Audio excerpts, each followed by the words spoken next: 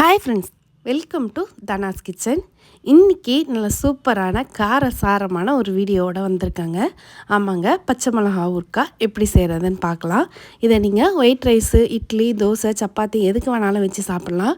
சுட சுட சாதத்தோட நெய் போட்டு கலந்து சாப்பிட்டிங்கன்னா டேஸ்ட்டு அட்டகாசமாக இருக்கும். இப்போ இதுக்கு தேவையான பொருட்கள்லாம் பார்த்துக்கலாம். ஒரு 2 ஸ்பூன் கடுகு, 1.5 ஸ்பூன் வெந்தயம், ஒரு 20 பல் பூண்டை இந்த மாதிரி உரித்து எடுத்து வச்சுருக்கேன். 1 ஸ்பூன் பெருங்காயத்தூள் எடுத்திருக்கேன். நீங்கள் கட்டி பெருங்காயம் இருந்தால் கூட அதையும் யூஸ் பண்ணிக்கலாம். தேவையான அளவு உப்பு, ஒரு 2 கொத்து கருவேப்பிலையும் எடுத்து க்ளீன் பண்ணி வச்சுருக்கேன். ஒரு 50 கிராம் புளியை நல்லா திக்காக கரைச்சி எடுத்து வச்சுருக்கேன்.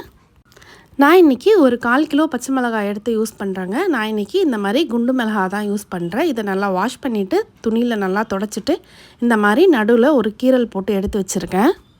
இப்போ ஒரு பேனில் நம்ம எடுத்து வச்சுருக்க கடுகும் வெந்தயமும் நல்லா பொரிஞ்சு வர அளவுக்கு வறுத்து எடுத்துக்கலாம். இப்போது கடுகு வெந்தயம் நல்லா பொரிஞ்சு வந்துருச்சு. ஒரு தட்டில் போட்டு ஆற வச்சுக்கலாம். இப்போ ஒரு பேனில் தேவையான அளவு நல்லெண்ணெய் ஊற்றி 1 ஸ்பூன் கடுகு, 2 கொத்து கருவேப்பிலை, நம்ம உரித்து வச்சுருக்க பூண்டையும் சேர்த்து நல்லா வதக்கிக்கலாம். பூண்டு நல்லா பொன்னிறமாக வர அளவுக்கு வதக்கிக்கோங்க. அப்போ தான் டேஸ்ட்டு சூப்பராக இருக்கும். இப்போது நம்ம க்ளீன் பண்ணி வச்சுருக்க பச்சை மிளகாவையும் ஆட் பண்ணிட்டு பச்சை மிளகா நல்லா அந்த மேலே தோல் உறிஞ்சி வர அளவுக்கு வதக்கிக்கலாம். இப்போ பாருங்கள், பச்சை மிளகா நல்லா எண்ணெயிலே நல்லா பொரிஞ்சு இதை வதங்கி வந்துருச்சு. இப்போ நம்ம 1 ஸ்பூன் மஞ்சத்தூள் போட்டு நல்லா வதக்கிக்கலாம்.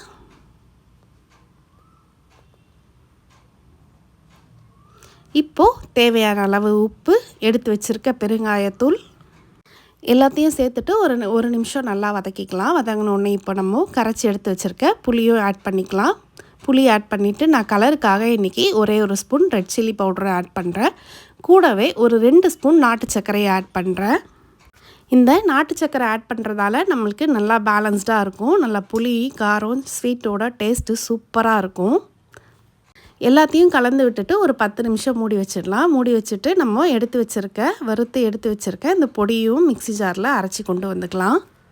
இதை நீங்கள் ஒரு 10 நிமிஷம் கழித்து ஓப்பன் பண்ணி மறுபடியும் கிளறி விடுங்க. ஏன்னா அடி பிடிக்காமல் இருக்கணுன்றதுக்காக அப்பப்போ எடுத்து கிளறி விட்டிங்கன்னா இந்த மாதிரி நல்லா எண்ணெய் பிரிஞ்சு நல்லா சூப்பராக திக்காக வந்துடும். இப்போ நம்ம அரைச்சி எடுத்து வச்சுருக்க பொடியும் ஆட் பண்ணிக்கலாம். கடுகு வெந்தய பொடி ஆட் பண்ணிவிட்டு மறுபடியும் ஒரு 5 நிமிஷம் நல்லா கலந்து விட்டிங்கன்னா நல்லா எண்ணெய் பிரிஞ்சு நல்லா தலைன்னு சூப்பராக பச்சை மிளகா ஊறுகாய் ரெடி ஆகிடும். இந்த மாதிரி எண்ணெய் பிரிகிற அளவுக்கு நீங்கள் வதக்கி எடுத்துக்கணும். அப்போ தான் நீங்கள் ஒரு 6 மாதம் வச்சு யூஸ் பண்ணாலும் ஊறுகாய் கெடாமல் இருக்கும்.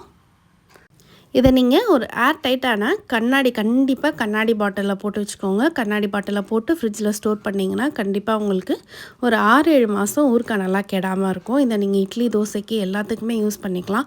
நல்லா காரமாக, புளிப்பாக, ஸ்வீட்டாக, டேஸ்ட்டு அட்டகாசமாக இருக்கும். ட்ரை பண்ணி பாருங்கள். ட்ரை பண்ணி பார்த்துட்டு எப்படி இருக்குன்றதை மறக்காமல் கமெண்ட் பண்ணுங்கள். கூடவே தனாஸ் கிச்சன் சேனலை சப்ஸ்கிரைப் பண்ணி வச்சுக்கோங்க.